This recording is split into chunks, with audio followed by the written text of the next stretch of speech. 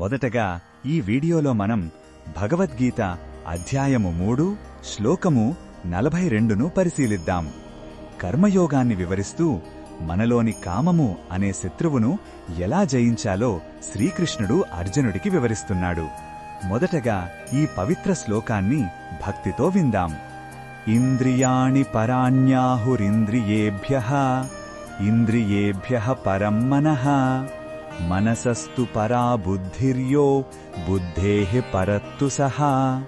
ఈ శ్లోకం అర్థమేమిటంటే, మన స్థూల శరీరం కంటే ఇంద్రియాలు గొప్పవి. ఆ ఇంద్రియాల కంటే మనసు ఉన్నతమైనది. చంచలమైన మనస్సు కంటే వివేకంతో కూడిన బుద్ధి శ్రేష్టమైనది. కాని ఆ బుద్ధి కంటే కూడా ఉన్నతమైనది, అత్యంత శక్తివంతమైనది మన నిజ స్వరూపమైన ఆత్మ.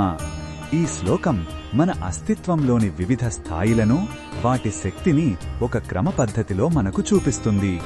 ఈ శ్లోకంలో ఉన్న భావం మనకు ఏమి చెబుతుందంటే, మన నిజమైన శక్తి మన ఇంద్రియాలలోనూ మన ఆలోచనలలో లేదు.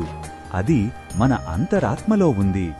మనం కేవలం ఈ శరీరం, మనస్సు కాదు, వాటిని కూడా నియంత్రించగల శాశ్వతమైన ఆత్మస్వరూపులం అనే గొప్ప సత్యాన్ని ఇది మనకు గుర్తు చేస్తుంది.